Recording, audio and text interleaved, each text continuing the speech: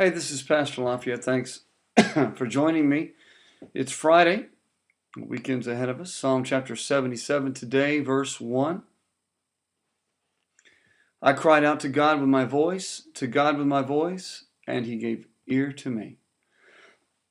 In the day of my trouble, I sought the Lord.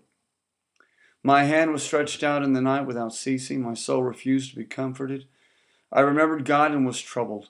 I complained and my spirit was overwhelmed. Selah. Excuse me this morning.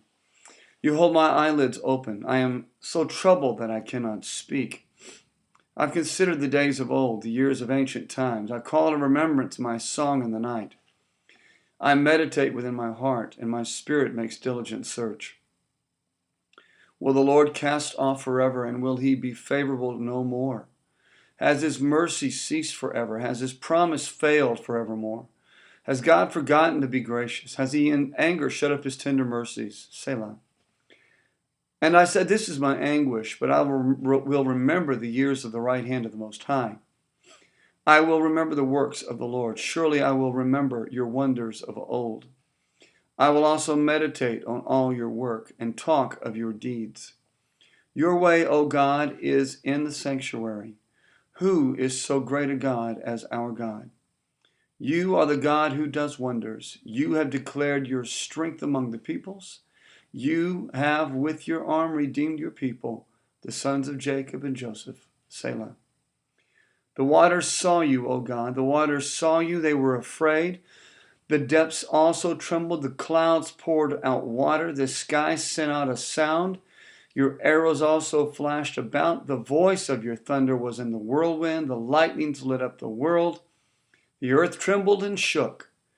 Your way was in the sea, and your path in the great waters, and your footsteps were not known. You led your people like a flock by the hand of Moses and Aaron. You know, we tend to not remember what God does for us.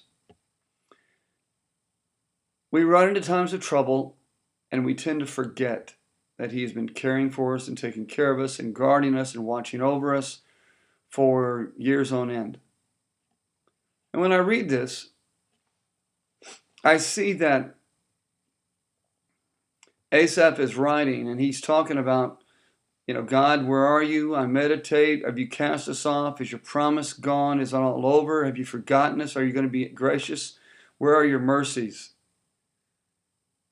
So I'm living in anguish, verse 10, but then he says, I'm going to remember the years of the right hand of the Most High. The problem is when he begins to remember these years, and I'm just speaking, I'm not a judge I can't judge any of these things, but I'm speaking and I want you to think with me. He doesn't go back to maybe last year's great works of God, or even the year before, or 5 years ago, or 10 years ago. He doesn't go back 40 years ago to the great works of God, to the great deliverances of God. He goes back to when Moses and Aaron led the people out of Egypt. Now, it's not that he doesn't give God glory. It's not that he doesn't honor God and bless God, and God should be remembered for all the great things he's done. But it's kind of like I hear so many times in testimonies that are given. We have any testimonies? People will go back to something when they were, 20 years ago. I remember when God saved me, or I remember when God, and those are great things, right? But has God done nothing from that point until now? Why is it that we always go back? It's as though God has been absentee. Now, the truth is here. God is great. All these things were amazing. He led his people like a flock. Absolutely awesome, awesome, awesome. But I want to encourage you to remember the things God does on a daily basis, on a weekly basis, on a monthly basis. What did God do last week for you? What did he do last month for you? Because if we're not seeing God do anything, then it's one of two things. We don't have a relationship with him. We don't believe him. Well, we don't have a relationship. Number two, we don't have any faith. Or three, we don't have any vision. If we had vision, If we had a relationship, we know He's going to be moving on our behalf. If we had faith, we would have the faith to ask and therefore receive. And if we have vision, then we'll be able to see that's obvious. It's obvious that He's doing things. It's not vision as in foresight, but vision as in, oh, sure, I saw God do this. Yeah, yesterday He did this for me.